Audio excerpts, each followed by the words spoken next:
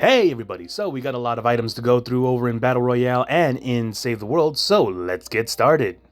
First up on the list, we have 35 V-Bucks, which is actually surprising seeing as how the missions reset about 5 different times. We were supposed to get 30, but hey, I guess Fortnite decided to give us an extra 5. Combine that with your daily missions, that is 115 to 165 V-Bucks for the day. Next on the list, we have the Copper Deathwing over in Plankerton. It's a decent sniper. It reminds me a lot of the Cobra DMR. So fast-paced, just not a lot of damage. It's viable in the lower to mid levels, but the only good thing about it is that you are able to change the elements to whatever you see fit, unlike a couple of other snipers. But still, if you want to use this, then by all means. Next on the list, we have the Slice and Dice, a decent sword with some nice swing speed, but that's about all its impressiveness is at. All in all, it's just a mediocre sword, not really worth your time. Next, we got the Dragonfly and the Floor Launcher. The Dragonfly is a decent sniper, reminds me of the hunting rifle since it's got no scope, but all in all, it's not that impressive. Floor Launcher, on the other hand, I've said it before, this is a great trap to use to keep husks away from your objective. Just place a Floor Launcher beneath a ramp, the husks go towards it, and the Floor Launcher sends them flying off in the opposite direction. Next, we got our 2-for-1 special in Canny Valley, the Super Shredder and the Freedom's Herald. The Super Shredder, you've heard me talk about it before. It is a sniper that shoots buckshot and has a fire rate like an assault rifle. Freedom Herald, on the other hand, it is a pistol that shoots out a flare, and that flare has an explosive AoE damage. It's a really fun and goofy weapon to use if you want to have fun with it. Not really viable for like the higher level areas, but still, if you want to have fun, then you should definitely get this. Next in Canny Valley, we got the Mercury LMG. Wow, we are getting a lot of good items in Canny Valley for some reason. But continuing on, the Mercury LMG is, as it says, a light machine gun. The only difference is that it uses energy cells, meaning that it is able to do a lot of damage to whatever sort of element you are facing. Whether it be nature, fire, or water husks, this baby will do the job. When perked up with the right perks, as well as with the right hero loadout, this is going to seem as if you are shooting a bottomless minigun that does high damage. This is one you definitely want to get in your itinerary.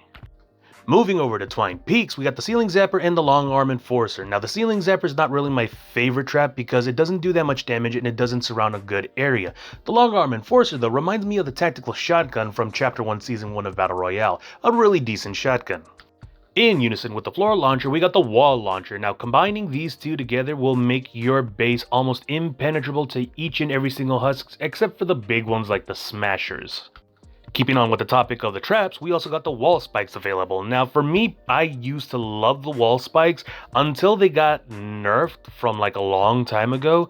And the reason being is because the husks still damage your objective, but they take a significantly less amount of damage whenever they attack the wall spikes. Usually, whenever a husk attacks a wall with the wall spike, it does insane damage to the husk. But lately they kind of like dropped down on the damage for it, and that really makes me sad because I used to love this trap like a lot. The wall lights, on the other hand, are one of my favorite traps because of one of the many good things that it's able to do. One of them stunning the husks and keeping them in place for a short while, and another one is that they are able to force propane husks to drop their explosives and keep them from blowing up around your objective. If you want to make sure that your base is safe, definitely use this somewhere in the beginning to keep those propane husks away from your base. And lastly, we got the Elegant Scythe available in Twine Peaks. This is a decent melee weapon to use. I wouldn't really take it over to the higher levels, and the reason why I say that is because I did a playthrough recently to see how viable this weapon is, and it is very viable because of the amazing 6 perk that you are able to get with it. It has the same 6 perk as the Stormblade, where whenever you crit with it, it causes an explosion half a tile wide and takes out all the surrounding husks around you as well. Now, the reason why I don't like this weapon in the higher level is because the swing speed of the Elegant Scythe is extremely slow. I love the fact that it does so much damage and that you are able to change the element to it, unlike with the Stormblade, which is stuck on energy, but you're just a walking target with this weapon. Whenever you swing, it takes about, another 0.5 seconds to be able to swing down. Throughout the time, if you're surrounded by a swarm of husks, you're just dead. Before you bring down the scythe one more time, you're just completely gone, and you're praying for that last swing to be able to crit and explode. So no, this isn't a viable weapon to use. I would highly stick to the Stormblade. But that's about it for Save the World. Let's head on over to Battle Royale to see what's in the item shop. Starting off strong, we finally got the Man Shaq bundle available in the item shop. That comes with Man Shaq himself. Look at the big guy, all red and white. We also got the Man Shaq pack, the Nice List emote, which does look really nice. It's very interesting, checking to see if you're naughty or nice, and then you got some presents with you. Very nice.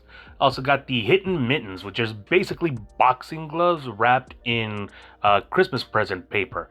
And lastly, the Shaq wrap. I like the design for this weapons wrap because, as you can see, it looks like scrunched up aluminum foil.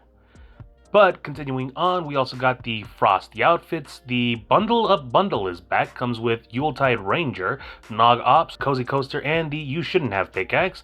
The Falalala Fish Sticks bundle, still here. We still got the Guffmas Tree bundle. Flaky the Snowbird, still here. Mariah Carey, still here. Nightmare Before Christmas is back, which is no, it's not really a surprise, actually. Again, it's Nightmare Before Christmas.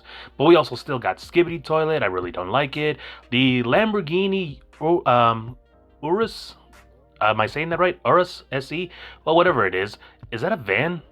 I think it's a van. Almost like the Cybertruck, well, whatever.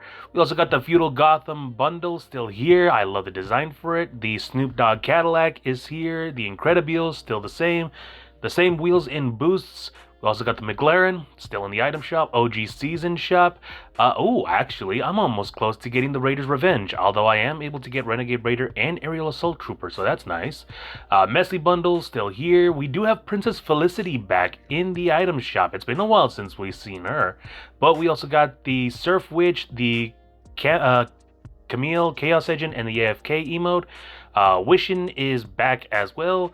Flapjack, Rustler, and Celeste are back. We also got the Go Ballistics, the same weapons wrap, same stupid kicks that I really don't like.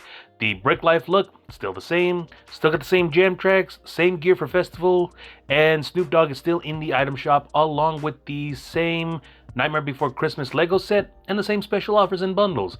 Nothing really new besides, well, the Santa Shack. And that seems to be about it. Don't forget about your free present that you should be able to get in the cabin over in Battle Royale. And don't forget also, I still have my giveaway active until January the 10th.